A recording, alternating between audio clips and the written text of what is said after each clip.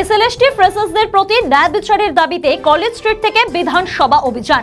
ফ্রেশারদের দীর্ঘদিনের দাবি ও অভিযোগের সমাধান না হওয়ায় এই আন্দোলন আরও তীব্র হবে।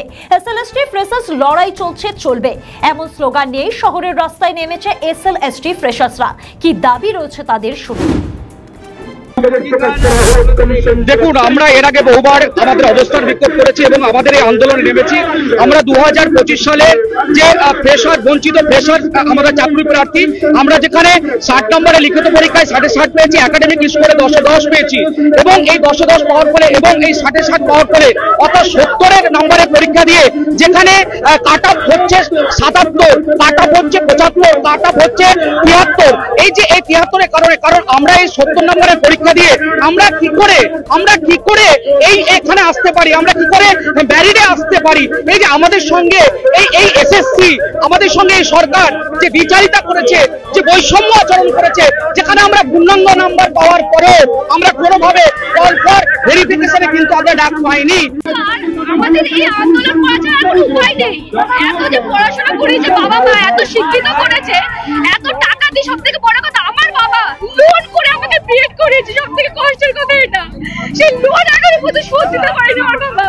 তারপরে কি করে আমাদের সাথে এরকম ইনজাস্টিস করছে? আমরা কেন তাহলে বিএড করেছিলাম? একটা চাকরির জন্য, সেই চাকরি তো দিচ্ছে না, তাহলে বিএড করে তুলে দেখে কি লাভ? তুলে দিক তাহলে।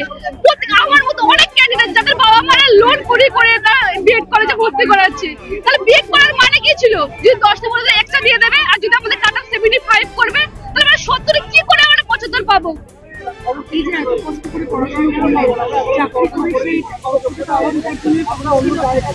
সেটাই তো করতে পারছি না, বাবা মার মুখের দিকে তাকাতে পারছি না। ওরা পুরো আশা চেয়েছিল যে আমার মেয়েটা চাকরি পাবে, আমাদেরকে দেখবে, লোনের টাকাগুলো শোধ করবে। সে লোনের টাকা শোধ হবে না, আর কিছুই হবে না। আমাদেরকে সিরিয়াসলি বলছি, সুইসাইড করা ছাড়া আর কোনো উপায় নেই আমাদের।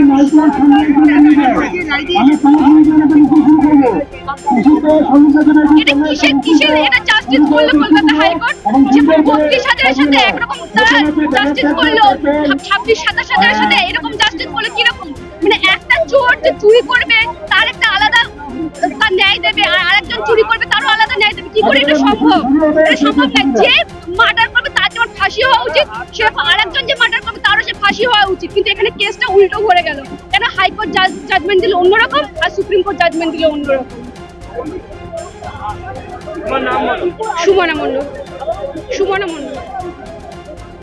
আমাদের ভিডিও ভালো লাগলে লাইক ও শেয়ার করুন, কমেন্ট সেকশনে আপনাদের মতামত জানান।